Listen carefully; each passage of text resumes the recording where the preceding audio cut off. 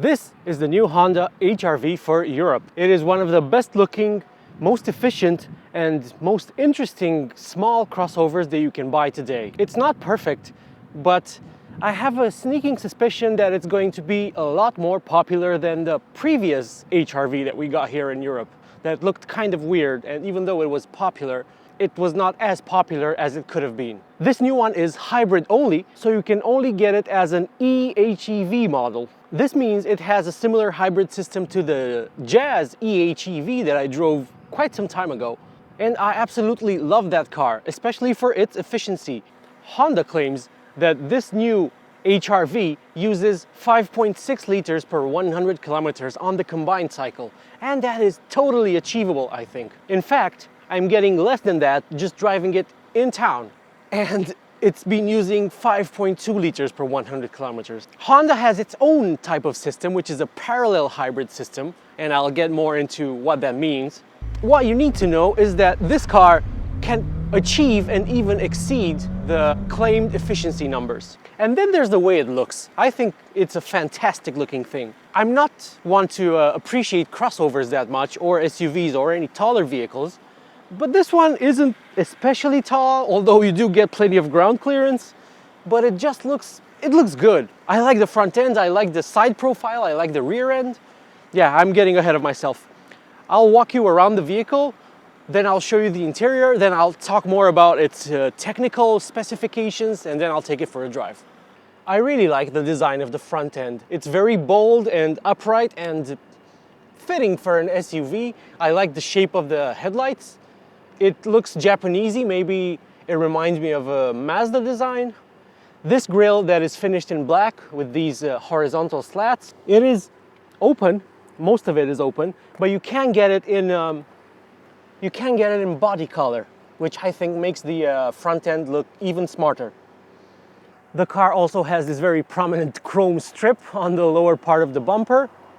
These are the fog lights, I presume. From the side, you can really tell what Honda was going for. I mean, you can clearly see that they were going for an SUV look because of the nearly 19 centimeters of ground clearance, as well as the fact that when you open the door, the bottom part opens with it.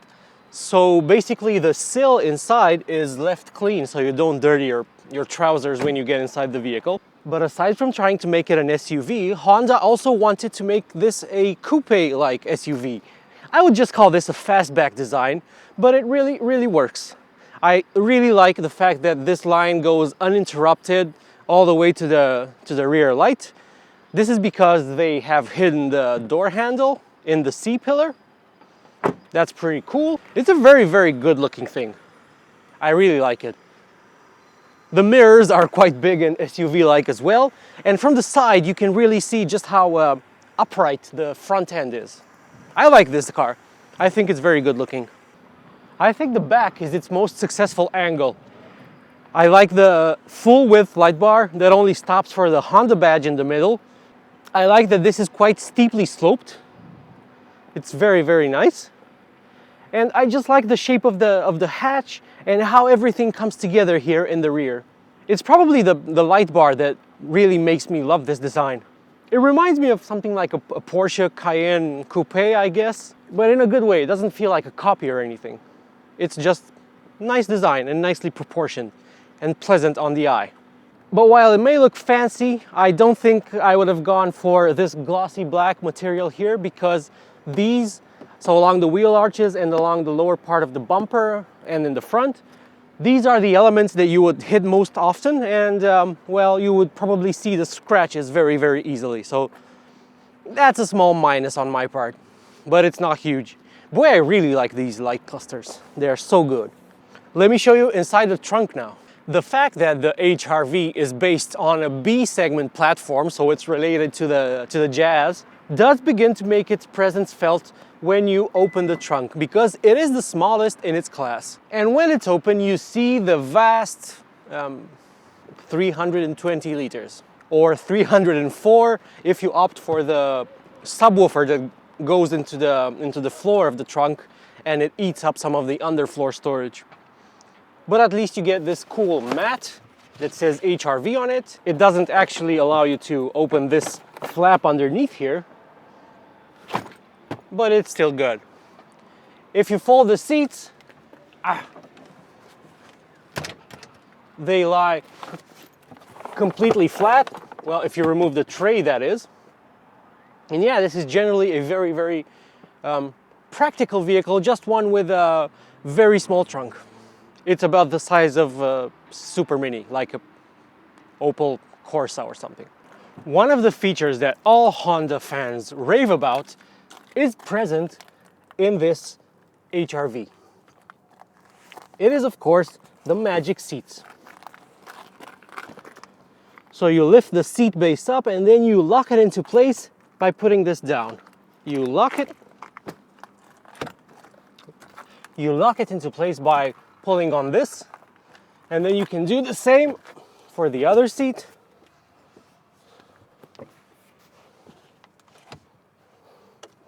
And then you can finally adjust these mats that have been driving me mad. But at the same time, the back seat is comfortable for people as well, as I shall now demonstrate, although not in the middle seat.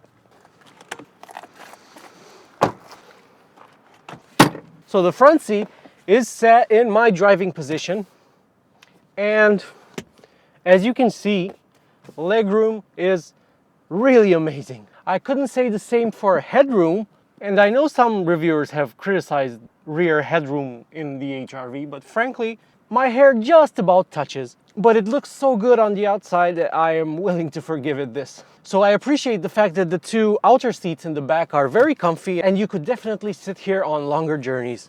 But if you move to the middle seat, it is not usable.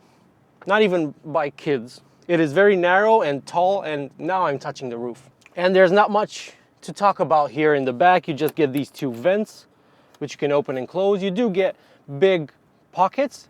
Oh, and the place for your phone in these pockets. I have not seen this feature.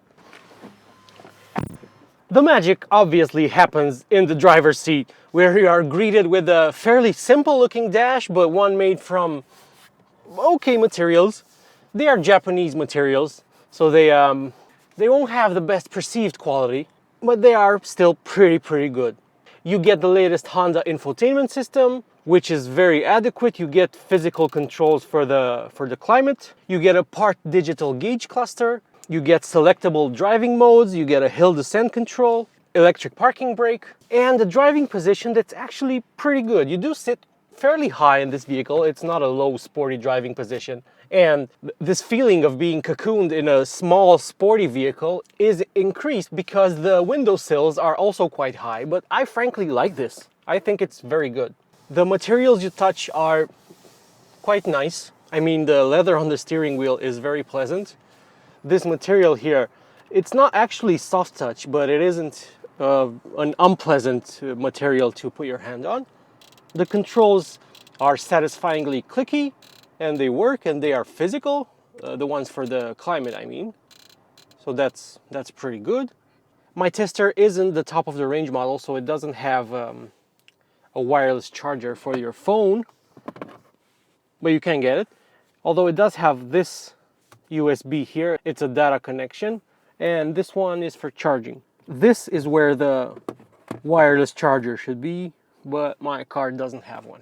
The steering wheel is the same you've seen in other new Hondas. There's nothing to write home about here.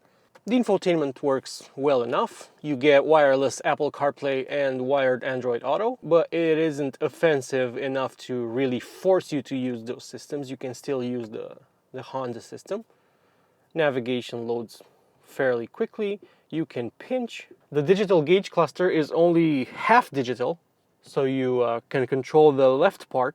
I just usually like to see the power flow thing because it's quite interesting, and it shows you more details on how the powertrain is working, and I'll explain more about that when we get going. Honda also fitted the car with this interesting apparatus here that basically, so when it's in the up position, it sends air through this slat so that it doesn't hit you in the face, and then if you move it to this position, it will send air through this vent, and if you twist it all the way down, you can close it. All HRVs come with adaptive cruise control that also keeps you in lane as standard, and you can activate it and fiddle with it through these buttons here. My tester also has the heated steering wheel. Oh, and the heated seats are standard on vehicles from the mid-tier trim level upward. So yeah, I could talk more about it, but it's good. It's well assembled. It's nice to be aboard of. In true Honda tradition, the seats are very comfortable. They are very soft and pleasant. Yeah, you feel nice. You feel good aboard this vehicle. Now let's see how it drives. The powertrain in this vehicle, as I said, is related to that in the Jazz EHEV. This is also called an EHEV, but in this application, the output of the traction motor has been increased to 131 horsepower and 256 Newton meters of torque. It gives the car quite leisurely acceleration, so you can expect to hit 100 kilometers per hour in just under 10 seconds. So it's not very quick. So it uses 2 electric motors and a 1.5 liter generator. Unlike most hybrids though, in the HRV EHEV, the gas engine never really drives the wheels, which are the front wheels. You cannot get this vehicle with all-wheel drive. So the engine only drives the wheels when you're driving constantly at higher speeds. So for instance, now I'm driving at 62 kilometers per hour indicated, and I'm drawing from the battery, and it's also showing me that the engine is charging the battery. But accelerate to a higher speed, and the engine will directly drive the wheels. And you actually get a little cog symbol in the digital display in the gauge cluster to let you know that the engine is driving the wheels.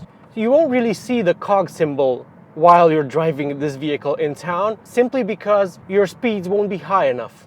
So one of the electric motors drives the front wheels, and another one is used as the generator that's hooked up to the gas engine. It seems like quite a bit of complication, but it actually does deliver where it matters the most, especially these days with the crazy high fuel prices. This vehicle is remarkably efficient, as I said when I was walking around it at the start of the video. I can totally believe that this vehicle will achieve its claimed fuel efficiency rating and maybe even exceed it. Although, even though you can drive it in town with maybe under 5 liters per 100 kilometers average, if you actually drive it at highway speeds, efficiency does start to suffer quite noticeably. So I drove it at 135 kilometers per hour indicated, just a bit over the speed limit here in Romania. And it was using 6.9, 7.2 liters per 100 kilometers. So not amazing, but not terrible either. It's clear this vehicle was designed for use in the city. So I generally really like this car, or this crossover. I think it blends great looks with decent tech and a decent drive, but it is not perfect, of course. So as we are driving over these manhole covers that aren't quite flush with the road surface, you really start to notice this vehicle's biggest problem, for me at least. The fact that its suspension, while decently good at absorbing bumps, it does send judders through the chassis and through the entire car. And it feels like the torsional rigidity of the vehicle isn't as good as it could be. I noticed this in the Jazz EHEV, and in that the steering column actually felt like it was moving over some bumps, not something I felt in other cars. And while this doesn't exhibit that, it is, well, it's not very reassuring. And even over these bridge expansion joints, you can really feel like the suspension is, it's working hard when it doesn't feel like it should be working hard. It's also quite noisy over most bumps, especially sharper bumps. The car is riding on 18-inch wheels, the only size you can get on the HRV, so they don't have a massive impact on ride quality. Another issue I have with this vehicle is that even though it technically doesn't have a CVT transmission, it still acts like one, and it even simulates gears, believe it or not. Although you can't actually shift gears, the simulated gears, even though you do have paddles behind the steering wheel here. But these are used to adjust brake regeneration, which, by the way, you can toggle in its maximum setting by putting the transmission selector in B mode and then you can adjust the regen. I mean, sure, I understand that Honda wanted to give this vehicle all the necessary tools to make it as efficient as possible. So that's pretty good, and it is efficient, as I keep saying. This vehicle has like a 1.1 kilowatt hour battery pack, so how much juice can you really put in there? That's good for maybe a couple of miles on electric power alone. Although Honda does mention that this vehicle drives 91% of the time at speeds of under 40 kilometers per hour on electric power alone. So as per what Honda is saying, at those speeds, the gas engine is only running 9% of the time. Correct me if I'm wrong.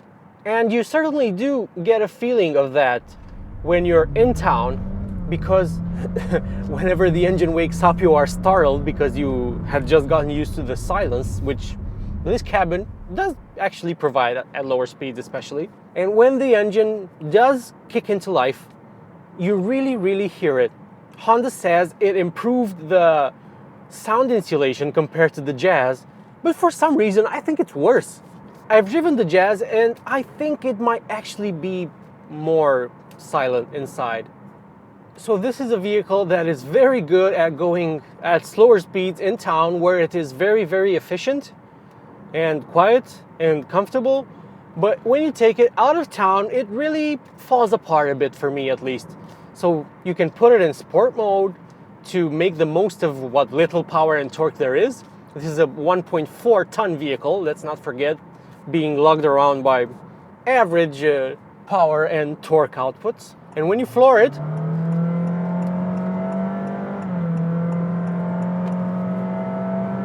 it's actually kind of noisy and intrusive.